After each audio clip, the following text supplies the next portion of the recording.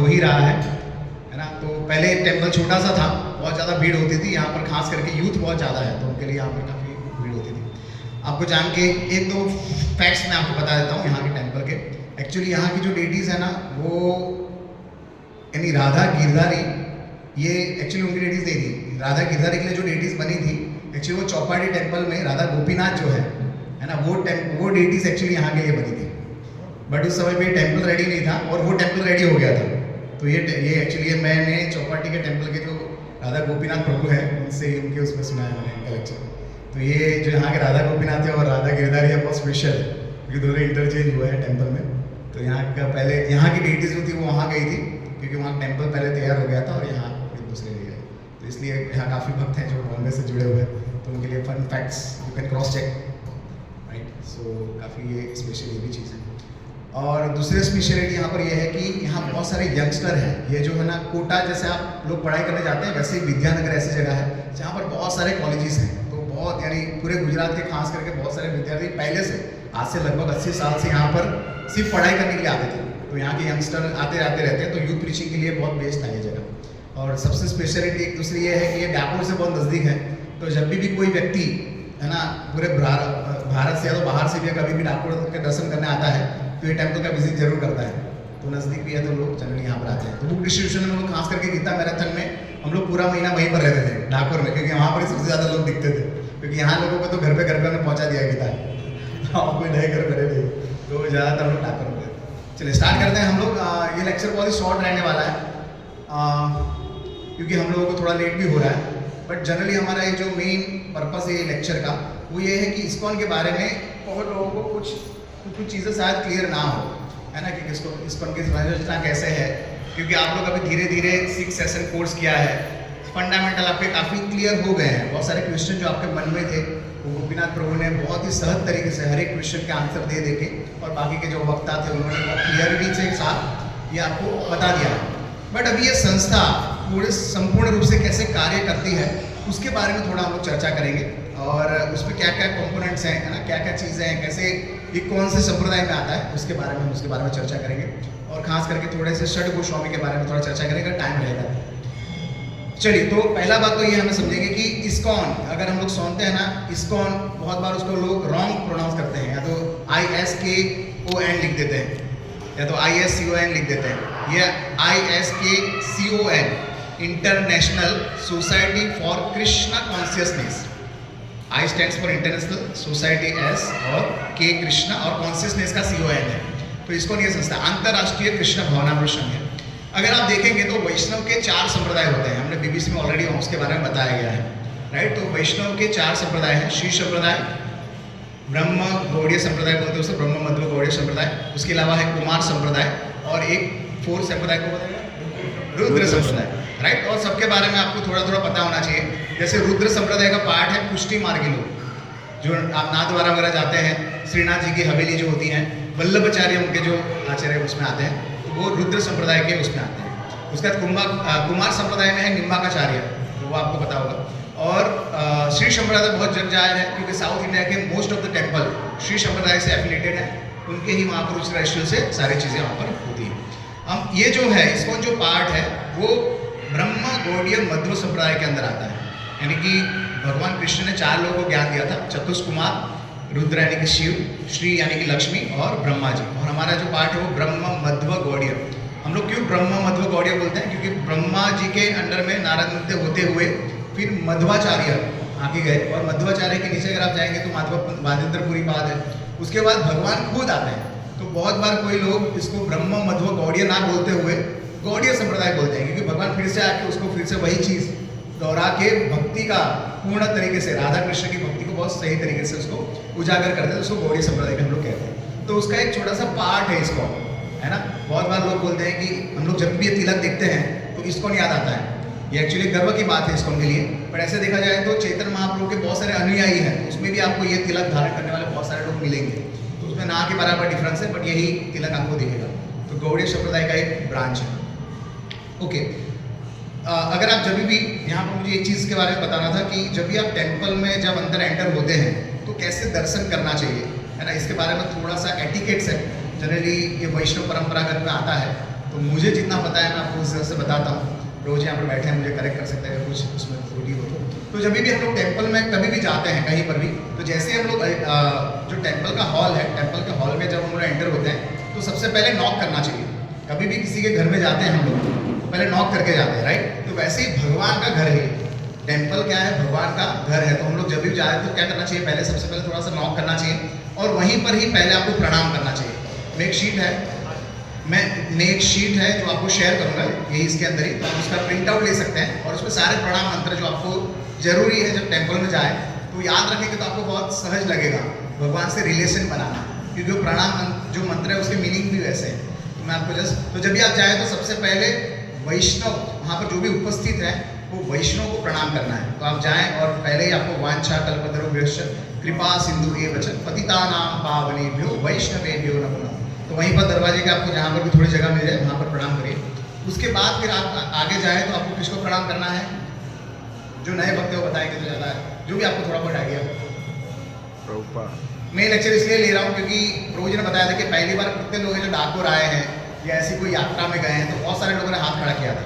तो प्रभु जी ने मुझे बताया कि हम लोगों को भी धीरे धीरे इंट्रोड्यूस करना है चीज़ों को कि भक्ति का पहला स्टेप क्या है, कभी भी टेम्पल में जाए तो कैसे एटिकेट्स होते हैं। तो मैंने क्या भी बताया, हाँ प्रभुपाद। फिर उसके बाद हमको किसको प्रणाम करना है, प्रभुपाद को, is the founder Acharya of ISKCON, ये जो संस्था है उसके फाउंडर आचार्य है। प्रभुपाद का स्थान बहुत ही प्रमुख और यूनिक है इस्कॉन संस्था में, ये हमेशा हमें याद रखना है ना। शायद आगे जाके आप कभी कोई गुरु से दीक्षा लेंगे, बहुत सारी चीज़ें हो सकती हैं, लेकिन प्रभुपाद का जो स्थान है वो हमेशा प्रमुख रहेगा, था और अभी भी है। और गुरु महाराज जो अपने पर्सनल उसके लिए बराबर है, यानी उसके लिए हमेशा रिलेशन होगा ही, लेकिन जब भी हम लोग इस्कॉन में आते हैं तो प्रमुख स्थान प्रभुपाद का रहेगा, बहुत यूनिक स्थान है, वो फाउंडर आचार्य। उनके जो टीचिंग्स हैं उसी से ही ये पूरी संस्था खड़ी हुई है और फूल फॉल रही है। मेन चीज़ आप समझिए, देखिए आप बहुत सारे देखेंगे जब भी आप भक्ति में या कहीं जुड़े होंगे, आप लोग पढ़े लिखे हैं, बहुत सारी संस्था में विजिट किए होंगे, तो ज़्यादातर आपने देखा होगा कि जब भी कोई संस्थापक आचार्य जब ये दुनिया से चले जाते हैं, उनका जब तिरोभाव हो जाता है, तो फिर वो संस्था धीरे धीरे बंद हो जाती है, तो वहीं पर स्थगित हो जाती है, उसका ग्रोथ नहीं रहता है। जबकि प्रभुपाद के केस में ऐसा नहीं था। प्रभुपाद ने इतना बढ़िया सिस्टम बनाया है कि जब वो थे तब 100 के आसपास टेम्पल या सेंटर थे, अभी उनके जाने के बाद 800 से ज़्यादा तो टेम्पल है, फुल फ्लेश टेम्पल है ना। और उसके अलावा सेंटर तो कितने होंगे वो आप गिन नहीं सकते, है ना।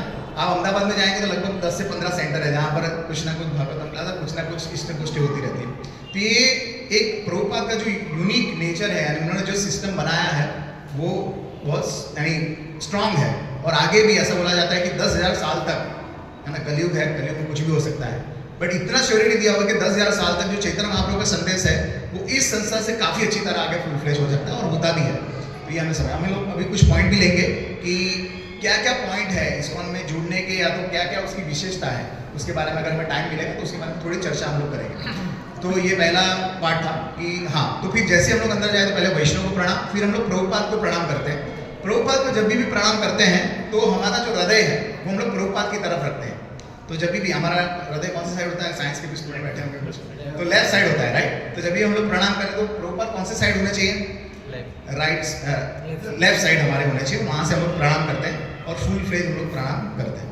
और प्रभुपाद का प्रणाम मंत्र है नमो ओम विष्णुपादाय कृष्ण प्रेष्ठाय भूतले श्रीमदे भक्ति वेदांत स्वामी इति नामिने नमस्ते सारस्वती देवे गौरवाणी प्रचारिणे निर्विशेष शून्यवादी पाश्चात्य देशधारिणे। मीनिंग पे नहीं जाएंगे क्योंकि हमारे पास थोड़ा टाइम कम है, लेकिन हम आपको पूरा प्रोसीजर बताए थे, आपके माइंड में बैठ जाए। प्रभुपाद को प्रणाम किया, उसके बाद आप कहाँ जाएंगे, सीधा राधा कृष्ण के पास जाएंगे। राधा कृष्ण के पास जाके राधा कृष्ण का, तो कृष्ण को प्रणाम मंत्र है हे कृष्ण करुणा सिंधु दीन बंधु जगतपते गोपेश गोपिका कांत राधा कांत नमस्तुते। फिर बाद में राधा रानी होंगी उनके बाजू में, तप्त कांचन गौरांगी राधे वृंदावनेश्वरी वृषभानु सुते देवी प्रणमामि हरिप्रिय। फिर पंचतत्व होंगे, तो बहुत बार रहता है कोई पहले पंचतत्व को प्रणाम करते हैं और फिर राधा कृष्ण को प्रणाम करते हैं, तो it is up to you, but आप फिर पंचतत्व को प्रणाम कर सकते हैं। जय श्री कृष्ण चैतन्य प्रभु नित्यानंद श्री अद्वैत गदाधर श्रीवासादि गौर भक्त वृंद। तो ऐसे करके हम लोग प्रणाम करते हैं और फिर लास्ट में जो भी आरती है और आप आराम से बैठ के माला करना चाहते हैं, भगवान का दर्शन करना चाहते हैं, ये कर सकते हैं। दूसरा एक चीज़ हमें ध्यान रखना है, जब भी भगवान को प्रणाम करने जाते हैं तो हमें दर्शन जब करते हैं वो हमें हमेशा चरणों से स्टार्ट करते हैं। भगवान के चरण को हम लोग रति लगाने के लगे हुए हैं। तो राधा रानी के चरण हमें पूरे साल में एक ही बार दिखते हैं। पता है किसी को कब दिखते हैं? राधा अष्टमी के दिन, है ना। तो जब भी आपको राधा रानी के चरण के दर्शन करने हैं, बहुत रेयर है, तो आपको राधा अष्टमी के दिन जरूर जाना है टेम्पल में, किसी भी राधा रानी को देखना चाहते हैं। बट कृष्ण के चरण आपको जरूर दिखेंगे, है ना। त्रिभंग में हमेशा रहेंगे। तो आप चरण से उनका दर्शन स्टार्ट करना चाहिए और धीरे धीरे जांघ से, धीरे धीरे नाभि से लेके हम लोग मुख कमल को दर्शन करते हैं। तो वैसे ही करके हम लोग भगवान का दर्शन करना चाहिए। सो ये हो गया हमारा टेम्पल का बेसिक एटिकेट कि कैसे हम लोग फॉलो करते हैं चीज़ों को। उसके अलावा इस्कॉन संस्था के बारे में बता रहा था आपको। तो मैं बता रहा था कि जो 4 संप्रदाय उसमें से वैष्णव बड़े संप्रदाय में आता है। इस्कॉन जो मूवमेंट है उसको अंतर्राष्ट्रीय भावनामृत संघ भी कहते हैं, जिसके फाउंडर आचार्य हैं प्रभुपाद। और इस्कॉन के अंदर आप देखेंगे तो विविध टेम्पल में जो प्रोग्राम का जो शेड्यूल है वो फिक्स है। आप दुनिया में कोई भी टेम्पल में जाएंगे उनके टाइम के अनुसार, यानी कि वहाँ का जो टाइम चल रहा है वो टाइम के अनुसार। मान लो कि आप अमेरिका में जाएंगे तो वहाँ पर अभी सुबह हो सकती है, राइट, तो उसके हिसाब से टाइम वो होगा, बट वो टाइमिंग फिक्स है वहाँ पर। अगर सुबह 4:30 मंगला आरती होगी तो आप कोई भी सेंटर में जाएंगे, आपको या तो टेम्पल में जाएंगे तो अगर वो प्रीचिंग सेंटर है तो शायद अपनी फ्लेक्सिबिलिटी के हिसाब से, क्योंकि भक्त की कमी हो सकती है, जैसे हमारे वहाँ होता है, हम लोग सैटरडे संडे में हमारा ज़्यादा फुल ब्रेक में रहता है। बट टेम्पल में अगर आप जाएंगे तो उसकी देखो ऊपर अभी तुलसी आरती का टाइम हो गया है, तो तुलसी आरती के टाइम पे तुलसी आरती स्टार्ट हो ही जाएगी। और जब भी मंगला आरती का टाइम हो, मंगला आरती, भागवतम और भगवद गीता का क्लास ये फिक्स है। इस्कॉन में अगर आप जाएंगे कभी भी तो 8 बजे 8:15 के आसपास भागवतम का क्लास स्टार्ट होता है, 9 बजे तक रहता है। तो आप वो टाइम पे आपको परफेक्टली आपको भागवतम सुनने मिलेगा। संडे फीस्ट भी ऑलमोस्ट हर एक टेम्पल में फिक्स है। संडे फीस्ट प्रोग्राम होता है कई कई जगह पे, जैसे हमारा सेंटर है वहाँ पर लोग सैटरडे फीस्ट करते हैं, क्योंकि संडे में हमें टेम्पल में कुछ सेवा रहेगी किसी को तो जा सकता है। तो ये फिक्स शेड्यूल रहता है। तो ये चीज़ें होता है। अब मैं आपसे ये पूछना चाहता हूँ, आपने थोड़ा बहुत इस्कॉन के बारे में जानकारी ली होगी, अभी बहुत सारे टेम्पल में घूमे होंगे। आपको इस्कॉन संस्था, नए भक्तों से मैं बात करना चाहूँगा और पुराने वाले भी आंसर दे सकते हैं। इस्कॉन में हमें क्यों जुड़ना चाहिए? इस्कॉन संस्था से जुड़ने का क्या यूनिकनेस है? ऐसा क्या चीज़ है कि जो हमें यहाँ मिलता है दूसरे टेम्पलों में ये चीज़ें नहीं दिखती हैं? देखो, मैं यहाँ पर कंपैरिजन कराने नहीं आया, मैं आपको ये बताने आया हूँ कि यहाँ पर क्या यूनिकनेस है और आप ऑब्जर्व भी कर सकते हैं उसको। तो why we should join ISKCON? Okay, पहले मुझे ये बताइए, इस्कॉन को जोड़ने के लिए या इस्कॉन को जुड़ने के लिए कुछ फीस वगैरह है क्या? पैसा वैसा देना पड़ता है? बहुत लोगों को ये लगता है कि ये अंग्रेज की संस्था है, पहले हमसे पैसे लेंगे फिर वो फॉरेन भेजेंगे, है ना। तो आपको अगर उसके बारे में जानना है तो यहाँ के टेम्पल प्रेसिडेंट से मिलना, उनको पता चलेगा कि यही टेम्पल को चलाने के लिए उनको पैसे की फंड का कितना दिक्कत होता है। हालांकि भगवान की कृपा से सारी चीज़ चल जाती है, बट ऐसा ये ग्रंथि है लोगों की। तो आप एक बार टेम्पल में समय गुजारिए, आपको पता चलेगा कि टेम्पल चलता कैसे है। आपका खुद का घर चलाने के लिए आपको 9 to 5 जॉब करना पड़ता है, फिर भी EMI चलता रहता है ना, फ्रिज, टीवी, कार का EMI चलता है। आप सोचिए ये जो टेम्पल है उसके अंदर लगभग 30 ब्रह्मचारी रहते हैं। मैं जब था तब 35 ब्रह्मचारी थे, सैफरन ब्रह्मचारी, जो अपना घर छोड़ के यहाँ पर टेम्पल के ऊपर निर्भर करते हैं। उसके बाद जो डीटी है उनका फ्लावर का सेवा, उनका राजभोग बनता है, भगवान का दोपहर में राजभोग बनता है, उनका प्रसाद बनता है, सारे ड्यूटी के लिए प्रसाद बनता है। टेम्पल का मेंटेनेंस, क्लीनिंग से लेकर सारी चीज़ें ज़्यादातर भक्त लोग ही सेवा देते हैं, बट कभी कभी हमें एक्सटर्नली भी कोई डिवोटी या कुछ वर्कर्स रखने पड़ते हैं, और ज़्यादातर भक्त लोग सेवा देते हैं। तो ये सारी चीज़ें चलाने के लिए, और आप देखेंगे तो इस्कॉन में 365 में से लगभग 150 दिन फेस्टिवल होता है। 335 दिन में छोटा मोटा, यानी कि कभी किसी का तिरोभाव तिथि है, किसी का आविर्भाव तिथि है, और अगर बड़े बड़े फेस्टिवल भी बोले तो लगभग 20 फेस्टिवल बड़े फेस्टिवल होते हैं। जैसे कि राम नवमी हो गया, राधा अष्टमी हो गया, है ना। उसके बाद गौर पूर्णिमा आ जाती है, गीता जयंती हम लोग बहुत बड़े पाए पे सेलिब्रेट करते हैं। वैसे चलता ही रहता है। तो हर महीने में या तो महीने में 2 फेस्टिवल पक्के हैं, है ना। इसलिए लोग बोलते हैं ना, इस्कॉन में आते हैं तो फीस्ट आपको जरूर मिलेगा। क्यों? क्योंकि कुछ ना कुछ फेस्टिवल चलता रहता है। तो एक तो संडे फीस्ट तो चलता ही है, उसके साथ साथ फेस्टिवल का फीस्ट चलता है। बहुत बार लोग बोलते हैं कि इस्कॉन ऐसी यूनिक संस्था है कि जहाँ पर कभी हम लोग फीस्ट कब रखते हैं? जब किसी का बर्थडे है तब रखते हैं, राइट। इस्कॉन ऐसी संस्था है जहाँ पर किसी का तिरोभाव भी है तो उस दिन भी फीस्ट होता है ना। क्योंकि हम लोग ग्लोरियस चीज़ मनाते हैं, है ना। जब भी अगर कोई हमारे कभी कोई यानी सन्यासी का भी तिरोभाव तिथि आ जाए तो हम लोग ग्लोरियस तरीके से मनाते हैं। मेरे को मेरा एक फ्रेंड पूछ रहा था जो भक्ति में ही है, अलग संप्रदाय से जुड़ा हुआ था, तो मुझे ये बता रहा था कि यार ये मेरे को बहुत अजीब लगा, कोई व्यक्ति जा रहा है तो हमें तो दुख होना चाहिए, हमें अंदर दुख होना चाहिए, हमें अंदर से वो लगना चाहिए, तो क्यों हम लोग आप लोग फीस्ट प्रसाद क्यों मनाते हैं? इतना धूमधाम से डांसिंग कीर्तन क्यों करते हैं? शोक कीर्तन होना चाहिए उनके पीछे। तो आप क्या आंसर देंगे अगर ऐसा कुछ है? यस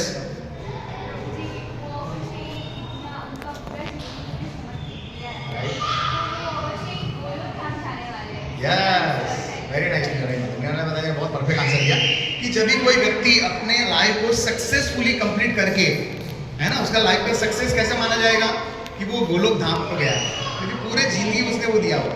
तो ये सार्थक किया उसने कि एक संस्था में रह के कि ये संस्था इतनी कैपेबल है कि एक व्यक्ति को गोलोक धाम पहुंचा सकती है विदाउट एनी फॉल डाउन। ये बहुत इंपॉर्टेंट है, क्योंकि बहुत जगह पर बहुत संस्था होती है, संस्था चलती है, बहुत लोग आते हैं जाते हैं, लेकिन वो व्यक्ति ने कहीं से लगभग 50 साल पहले वो चालू किया होगा अपना जर्नी, और वहाँ से लेके सन्यासी लेवल तक पहुँच के वहाँ से वो जा रहा है एकदम सक्सेसफुल और ग्रेसफुली, कितने लोगों को डिवोशनल चीज़ें में एंगेज करके। So that's why we celebrate this. Very nice answer, तो ये आंसर मैंने दिया है, राइट। तो ये चीज़ है, कहाँ था मैं?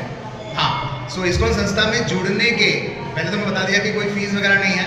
कैसे जुड़ सकते हैं आप? बस आपको कुछ रैम जो भगवद गीता के जो जप होता है, तो 1 माला 2 माला 3 माला कहीं से भी आप स्टार्ट कर सकते हैं। जब भी आप टेंपल में आइए तो तिलक को धारण कर सकते हैं, हो सके तो वैष्णवा ड्रेस धारण करके चालू करिए। फिर तो करना ही है, लेकिन एटलीस्ट अभी आप जो आ गए वो धीरे धीरे कोशिश कर सकते हैं कि गोपी ड्रेस है जो माता जी से साड़ी से वो पहन सकते हैं, और या तो प्रभु जी से वो धोती कुर्ता में आ सकते हैं। आप एक बार पहन के देखिए, आपको अभी देख के अजीब लगेगा, पहली बार पहन के भी थोड़ा अजीब लगेगा, लेकिन जब आप यूज्ड टू हो जाएंगे ना, आपको लगेगा कि यार मैं एक वैष्णव कल्चर में आ गया, अपने आपको वैष्णव आइडेंटिफाई करके आपको बहुत अच्छा लगेगा। पहले थोड़ा सा शर्म लगता है क्योंकि हम लोग ऐसी दुनिया में घूमे हैं, तो थोड़ा सा दिक्कत रहता है। तो ये चीज़, तो आप वैष्णव ड्रेस में आइए। और तीसरा चीज़ क्या करना है, जो भी आपसे बन पड़े वो सेवा कोशिश करिए। आप इसको से जुड़ गए, है ना, इसमें और कुछ ऐसा नहीं है कि आपको एक सर्टिफिकेट दिया जाएगा, ऐसा चीज़। हाँ, फिर आप धीरे धीरे आके सेवा में और लग रहे हैं, गुरु महाराज को निर्धारित कर रहे हैं, दीक्षा ले रहे हैं, आप आगे बढ़ रहे हैं, वो जर्नी अपने आप होगी, उसमें आपको कोई टेंशन नहीं रहेगा। ठीक है, तो इसको में जुड़ने का नहीं, आप आइए, सेवा में एंगेज होइए। हम लोग सब गृहस्थ हैं, है ना, तो हम लोग आराम से सेवा, हमारी घर की सेवा, फिर जॉब की सेवा, और के साथ साथ ये भी चीज़ चल रहा है, तो कोई इसमें कोई दिक्कत नहीं है। और कुछ हाँ, मैं बता रहा था कि क्या यूनिकनेस है इसको से जुड़ने का। सीनियर वक्त बैठे हुए हैं, कुछ बता सकते हैं। 5-6 पॉइंट है जो दूसरे लोगों को एनलाइटन करेंगे क्यों हमें इससे जुड़ना चाहिए। फर्स्ट पॉइंट, यस, जैसे अलग अलग मतलब स्क्रिप्चर रेफरेंस है, उसमें सब जो भी सब बताते हैं कि मैं भगवान का बेटा हूँ, या फिर मैं भगवान का मैसेंजर हूँ। अलग अलग जगह पे अलग अलग कोट है। ये भगवद गीता एक ही ऐसा मतलब स्क्रिप्चर रेफरेंस है जहाँ पर भगवान खुद बोलते हैं कि मैं ही परमपिता हूँ और मैं ही मतलब टॉप राइटर ही हूँ, जो भी है सभी का बेस मैं ही हूँ। और इस्कॉन एक ऐसी संस्था है जो इसी पर फोकस करती है, ना ही कुछ ही अपना स्क्रिप्चर या फिर अपनी बुक ला के रखते हैं। This is the way you should proceed, कि जो बेस है, जो डिफाइन किया हुआ है, उसी को हमें एक्सप्लेन कर रहे हैं अच्छे से। That's why base is strong. यानी कि आप कह रहे हैं कि ये कोई व्यक्ति विशेष के सेंट्रिक नहीं है, ये कृष्ण के सेंट्रिक। कृष्ण के सेंट्रिक भी बहुत सारी संस्थाएं हैं, राइट। पर भगवद गीता पर फोकस करने वाली बहुत कम है। यस, ये देखना पड़ेगा हमें। इस्कॉन एक ऐसी संस्था है, यानी देखो, हमेशा पहले मैं आपको ये आइडेंटिफाई कर दूं, यहाँ बहुत सारे नए लोग होंगे। इस्कॉन ऐसा क्लेम नहीं करता है कि ये एक ही संस्था है दुनिया में जो आपको बैक टू बॉडी लेके जा सकती है, ऐसा कोई क्लेम नहीं। This is one of the organisation. ऐसे बहुत सारे वैष्णव संप्रदाय और सारे ऑथेंटिक है, बोनाफाइड है, तो उसमें हमें कोई संशय नहीं। बट इस्कॉन में भी एक विशेष चीज़ है जिसके बारे में हम लोग चर्चा कर रहे हैं। तो प्रभु जी ने बहुत अच्छा बताया कि दुनिया में अगर आप देखेंगे तो बहुत सारी अलग अलग संस्थाएं हैं जिसमें कोई व्यक्ति विशेष सेंटर में होगा, है ना। कोई व्यक्ति आप देखोगे कि कोई पर्टिकुलर बाबा या कोई भी एक चीज़ को लिया गया है और उनके भक्त हैं लोग, है ना कि कोई यानी भगवान को सेंटर में किया गया। ऐसे बहुत सारी संस्था होती है। तो इस्कॉन में ऐसा कोई व्यक्ति विशेष को सेंटर में नहीं लाया गया है, ना उसकी पूजा होती है ना। ये जो है वो भगवान जो परम पिता कृष्ण है उसको सेंटर में रख के उनकी पूजा करके बाकी के सारे लोग उनसे अलाइन करते हैं। जैसे हम लोग बोलते हैं प्रभुपाद फाउंडर आचार्य हैं, तो वो इस्कॉन के हैं, बट उसका मतलब ये नहीं कि उनका भगवान बता रहा या भगवान ही बोल के पूछते हैं, ये नहीं। वो हमें किसकी और लेके जाते हैं, कृष्ण की ओर लेके जाते हैं। तो ये बहुत ही ऑथेंटिक संप्रदाय है। दूसरा, इसका जो बेस है वो कोई साधु का मेंटल कॉम्पोक्शन नहीं है कि मुझे ऐसा लगा और ऐसा होना चाहिए और मुझे ऐसा कहीं से दिव्य ज्ञान मिला और अब मैं आपको बता रहा हूँ, ये किसी के पास नहीं है। ऐसा नहीं है। प्रभुपाद ने जो बेसिक सनातन संस्कृति के जो बेसिक स्क्रिप्चर्स हैं, जैसे कि भगवत गीता, जैसे कि श्रीमद् भागवतम और उसके अनुरूप जितने भी हैं, है ना, पुराण है, उपनिषद है, उसको लेके इसको एस्टेब्लिश किया हुआ है। तो ये बहुत ही यूनिक संस्था उस तरीके से काम करती है कि जिसमें जो शास्त्र है उसको सेंटर में रखा गया है। इसलिए हम लोग जब बांटने जाते हैं तो किसी के बायोग्राफी में बांटने जाते हैं क्या? नहीं, किसको बांटने जाते हैं? भगवत गीता का। ये जो गीता मैराथन आ रहा है तो हम किसका लेते हैं टास्क कि भाई किसी का, यानी एक प्रभुपाद के लिखा हुआ जो भगवत गीता है, श्रीमद् भागवतम है, उसको डिस्ट्रीब्यूट करते हैं। इसलिए ये भी एक कारण है कि जो पूरे दुनिया में इसका इतना प्रचार प्रसार हो रहा है कि किसी का कोई मेंटल ऑब्सेशन नहीं। ये दूसरा चीज। तीसरा चीज को और बताना चाहें?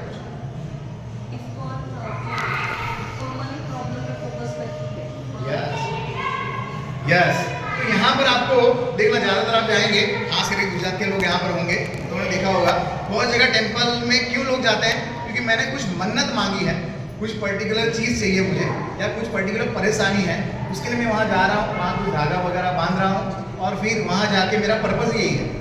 बट इस्कॉन में ऐसा नहीं है। इस्कॉन आपके जो मटीरियल प्रॉब्लम है उसके ऊपर फोकस नहीं करता, वो आपकी जन्म मृत्यु जरा व्याधि से पूरा निकालने का, है ना, ये जन्म मृत्यु के चक्कर से निकालने का जो है परमानेंट प्रॉब्लम है ना, उसके ऊपर फोकस करता है। ऑलरेडी हम लोग पीपीसी में पढ़े हैं, what is a permanent problem, what is a temporary problem, even the happiness also. तो उसके ऊपर फोकस करती है, तो ये संस्था सीधा उसके ऊपर बात करती है। Very good. और थर्ड थिंग हो गया कि परमानेंट प्रॉब्लम के ऊपर यस नॉन एविडियंस बनाती है हमें, ईर्षा रहित हमें बनाती है। एक संस्था ऐसी है जहां पर लोग प्रमुख बनने के लिए नहीं, बट उससे उल्टा दासानुदास बनने के लिए लगे हुए है ना। यहाँ पर ये आपको पता करना है तो कैसे पता करेंगे? कोई भी यहाँ दीक्षित भक्त है, उसको अपना नाम पूछिएगा, है ना, तो वो क्या बताएगा? वो बताएगा गोपीनाथ, या तो गोपी रस। एक्चुअली मेरे को प्रभु जी के नाम में कंफ्यूज हो जाता है कि मेरे काउंसलर थे जिनका नाम है गोपी प्राणधन दास, ऐसा नाम था उनका, और प्रभु जी का, और दूसरे जो काउंसलर थे उनका नाम था रसमूर्ति गोपाल दास, है ना। तो इसमें मैं मतलब कंफ्यूज होकर प्रभु जी का नाम भूल जाता है ना। यस। सो अर्जुन सारथी प्रभु, या तो उनका नाम कैसे बताएंगे कि अर्जुन सारथी दास, है ना। कोई भी होगा, जैसे मुझे कोई पूछेगा तो मैं बताऊंगा तीर्थ आत्मा चैतन्य दास। कोई ऐसा नहीं बोलेगा प्रभु, क्या तो मैं यहाँ का स्वामी हूँ, यहाँ तो यहाँ का ये हूँ, ये बताने से कतराएंगे। इवन जब कोई लेटर भी लिखेगा ना किसी को, तो नीचे लिखेगा your servant. Even Prabhupada always used to write this, your ever well wisher या योर सर्वेंट, ऐसे करके प्रभुपाद लिखते थे। यही हमने हमारे आचार्यों से सीखा, राइट। तो यहाँ पर लोग किस में लगे हुए हैं? प्रभु ने बताया एनवी को हटाने के लिए आपको क्या बनना पड़ेगा? भगवान का सेवा में लगना पड़ेगा। तो ये संस्था उसके ऊपर फोकस करती है। Very very very point. इसके अलावा कुछ शेयर करो। एक्चुअली इस्कॉन एक ही ऐसी संस्था है जो धर्म के जो 4 स्तंभ है, 4 पिलर है, उसके ऊपर फोकस करती है Yes. और अपनी चेतना का स्तर शुद्ध सत्व पे लेके आती है। यस, प्रभु जी बहुत अच्छा बताया। देखिए ये है ना टाइम टेस्टेड फिलोसॉफी है। इस्कॉन की जो फिलोसॉफी है ना वो टाइम टेस्टेड है। कैसे? क्योंकि आप देखिए पूरी जो परंपरा है उसमें एक भी बीच में लूपहोल नहीं है कि कोई जगह आई हो जहाँ पर जाके फिर हमें ऐसा लगा हो कि वो डेवोटी गुरु शिष्य परंपरा में आके भ्रष्ट हो गए और फिर से कहीं और से हमें कनेक्शन लगाना पड़ा। कहीं नहीं। इवन चैतन्य महाप्रभु से लेके आप कभी भी आइए, हम लोग अभी उसके पॉइंट के ऊपर आएंगे, ज़्यादा टाइम है नहीं लेकिन फिर भी मैं एकदम शॉर्ट में बताऊंगा। तो ये पूरा जो सिचुएशन है उसमें से चैतन्य महाप्रभु के नीचे 6 गोस्वामी है, 6 गोस्वामी, उसके नीचे जो पूरी परंपरा चलती है ना, जगन्नाथ बाबा जी महाराज से लेकर सारी चीज़ें, तो उसमें आप देखेंगे तो ये टाइम टेस्टेड फिलोसॉफी है। पूरा आपको परफेक्ट फिलोसॉफी के ऊपर काम करती है। और ये आप देखिए कि कोई दूसरा एक जो यूनिक पॉइंट इसके अंदर बताना चाहता था मैं कि ये संस्था में ऐसा नहीं है कि एक पर्टिकुलर सेक्युलर या एक पर्टिकुलर लोग सेक्युलरियन लोगों के लिए है। ये इसमें कोई भी वर्ण का लोग, ब्राह्मण, क्षत्रिय, वैश्य, शूद्र, कोई भी आ सकता है। किसी को कभी पूछा नहीं जाता है कि तुम्हारी सरनेम क्या है, कभी नहीं, है ना। तो कोई भी आ सकता है, नॉट जेंडर स्पेसिफिक। कोई भी माता जी, प्रभु जी, कोई भी व्यक्ति हो आके सेवा कर सकता है। कोई नेशनलिटी की जरूरत नहीं है क्योंकि ये इंटरनेशनल संस्था है। आप देखेंगे तो कल ही आपने देखा होगा, कल ही प्रभु जी आए थे, है ना, किशोरी प्रभु आए थे और देखा उन्होंने कितना बढ़िया, वहाँ फौज में थे, आप सोचिए, है ना। यहाँ पर हमारे फौजी प्रभु बैठे हुए हैं, तो वहाँ यूएसएसआर, पहले वो पोलैंड थे, पोलैंड से वो यूएसएसआर गए, यूएसएसआर से फिर वो भक्ति के साथ जुड़े और कैसे जुड़ गए, और लगभग 42 ईयर्स से हैप्पी डिवोटी हैं वो। अब देखिए उनके मुंह से आपको लग रहा होगा आप देखिए वहाँ से वो क्यों आना पड़ा इधर, वो हर एक जगह वो बोलना चाहते हैं मैं कोने कोने से जाके प्रभुपाद का संदेश बताना चाहता हूँ, मैंने जो अनुभव किया वो सबको दिखाना चाहता हूँ। उनको हमने 1 रुपया नहीं दिया है, अपना खुद का डीजल लगा के अपना खुद की फ्लाइट टिकट करके यहाँ आते हो। आप समझ रहे हैं मेरी बात? तो कितना उनके हृदय में प्रेम होगा प्रभुपाद के प्रति और कृष्ण के प्रति, वो बांटने के लिए आते हैं। तो ये ऐसी मूवमेंट है जिसके अंदर कोई भी व्यक्ति है ना, जिसको भी भगवान ने मनुष्य शरीर दिया हो, कोई भी यहाँ पर आ सकता है। कभी किसी के साथ कोई भेदभाव ना हुआ है ना होता है, ना प्रभुपाद ने किया है। आप समझ रहे हैं बात को? ये बहुत यूनिक संस्था, आप देखेंगे बहुत सारी संस्था में एक पर्टिकुलर टाइप के लोगों को एक पर्टिकुलर कम्युनिटी से ही लेंगे, तो ऐसा यहाँ पर नहीं है। हाँ, दूसरा एक वीआईपी कल्चर भी नहीं है। तो और कुछ सारे पॉइंट आपके क्लियर हो गए? यस, दूसरा एक बहुत अच्छा पॉइंट था, ये जो फिलोसॉफी है यानी या तो ये जो इस्कॉन का जो मूवमेंट है वो युक्त वैराग्य के ऊपर काम करता है। इसके लिए आपको यानी भक्ति में बहुत लोगों का ऐसा था कि भक्ति के लिए बहुत कुछ छोड़ना पड़ेगा, बहुत कुछ यानी सब कुछ छोड़ छाड़ के ना शादी कर सकते, कुछ भी नहीं कर सकते, आपको सीधा हिमालय जाना है, वहाँ एक पर्टिकुलर 1 by 1 फुट का जगह ले लेना है और वहाँ से हिलना नहीं है। ऐसा नहीं है। ये कैसा है कि आपकी पूरी लाइफ के अंदर कृष्ण को आपको सेंटर में लेके आना है। आपकी लाइफ को चेंज करने की जरूरत नहीं है, कृष्ण सेंटर में आएंगे, अपने आप चीज़ें बदलेंगी। तो ये युक्त वैराग्य, आपके पास जो भी सारी चीज़ें हैं उसको भगवान की सेवा में लगा के आप कैसे सेवा में आगे बढ़ सकते हैं उसके ऊपर काम करता है। इसलिए ये सबके ऊपर लागू पड़ता है। कोई भी व्यक्ति क्यों कर सकता है इसको? क्योंकि उसके लिए उसको कुछ चीज़ बस भगवान को सेंटर में लाएगा, अपने आप चीज़ें बदलने लगेगी, उसको कुछ चीज़ छोड़ के कहीं जाने की ज़रूरत नहीं। तो ये एक और चीज़ है। Anything else? मैं वही बोलता रहूँगा। आप एग्री करते हैं मेरे ये पॉइंट से? कर पा रहे हैं? यस, ऑलमोस्ट मैंने जो लिखे तो